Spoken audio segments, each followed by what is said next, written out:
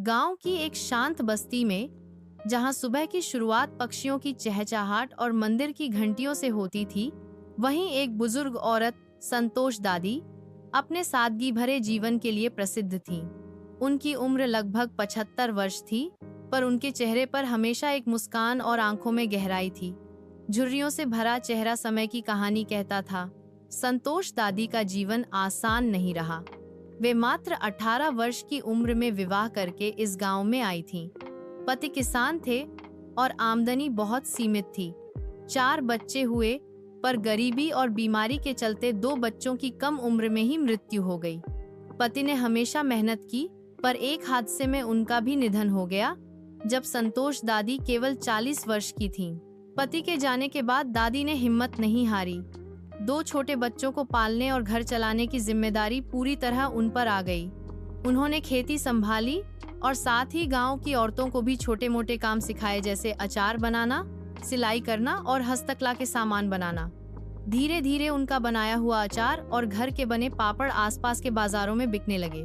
संतोष दादी केवल एक माँ नहीं, बल्कि गांव की सभी महिलाओं की मार्गदर्शिका बन गईं। वे औरतों को आत्मनिर्भर बनने की प्रेरणा देती थीं। उन्होंने एक छोटी सी महिला समूह की स्थापना की, स्वावलंबन महिला मंडल, जो आज सैकड़ों औरतों को रोजगार दे रही है। दादी ने शिक्षा का महत्व भी समझा।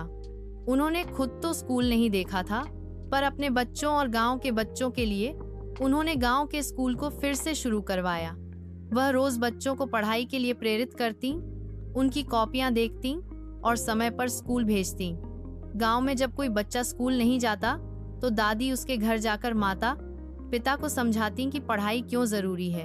एक बार एक पत्रकार ने उनसे पूछा, दादी, आपने जीवन में इतनी कठिनाइयां झेली हैं, क्या कभी हार मानने का मन नहीं हुआ?